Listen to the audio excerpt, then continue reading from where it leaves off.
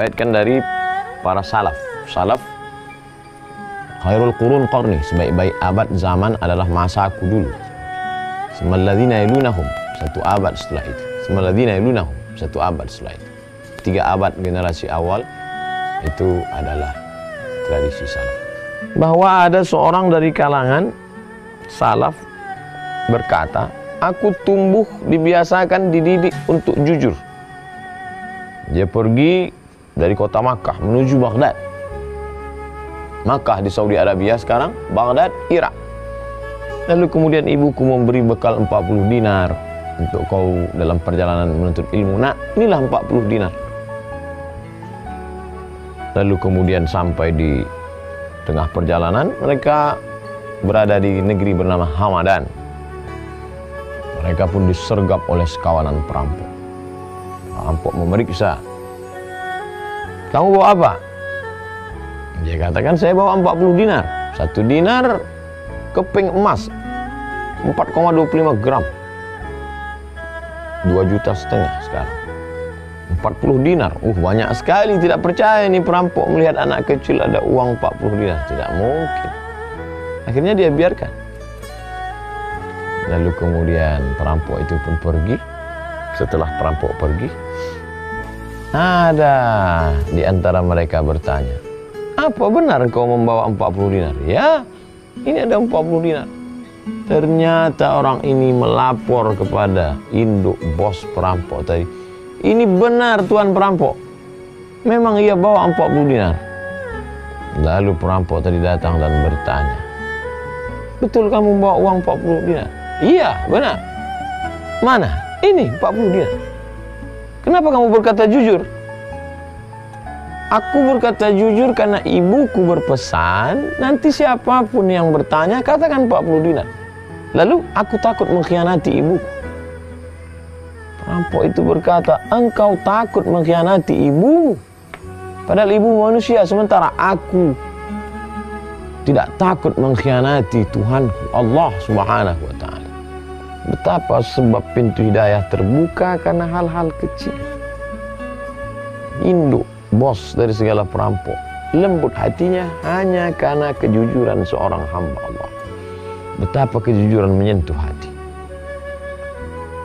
Lalu kemudian dia robek bajunya. Engkau yang takut kepada ibumu, maka kau berkata jujur, aku tidak takut kepada penciptaku Allah Subhanahu wa ta'ala yang sudah menciptakan aku. Maka dia bertobat kepada Allah. Lalu kemudian anggota-anggota geng perampok itu berkata, wahai ketua kami, dulu kami merampok karena engkau, dan sekarang pula kami bertobat karena melihat engkau. Khiyarukum fil jahiliyah, khiyarukum fil Islam. Yang dulu menjadi induk pada saat jahiliyah, dia juga yang akan menjadi pemimpin setelah masuk Islam.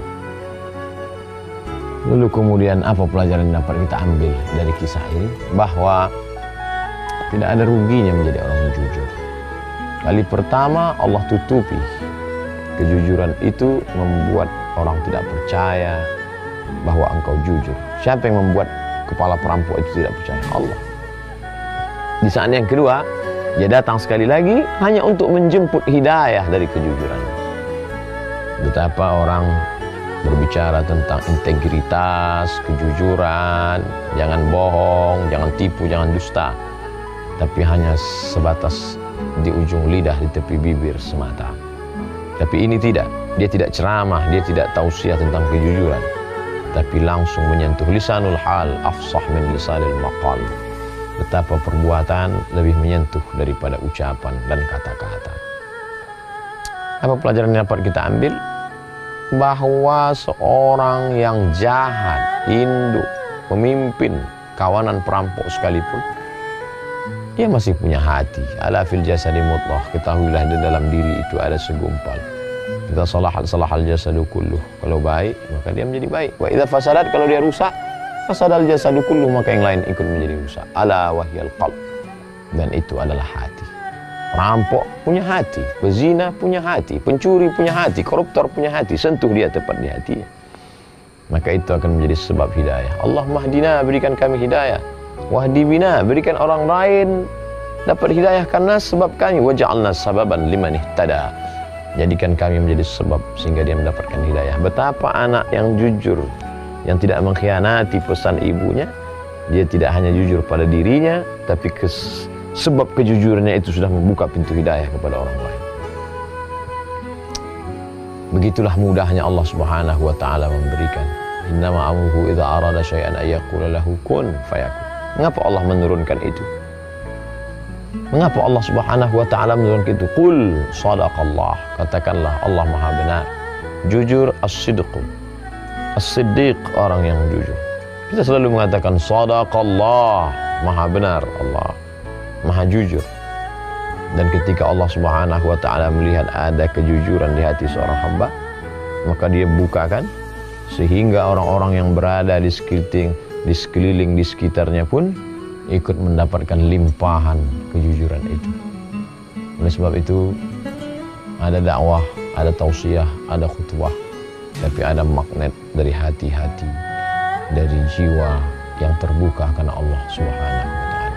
Mari kita didik anak-anak kita untuk jujur, murid-murid kita, jamaah kita, sahabat kita. Karena itulah yang akan membawa kita kepada yauma yanfa'us shadiqina shudquhum. Pada saat itu, inilah suatu hari yang bermanfaat bagi orang-orang yang benar, kebenaran mereka, kebenaran yang akan kita lihat di hadapan Allah.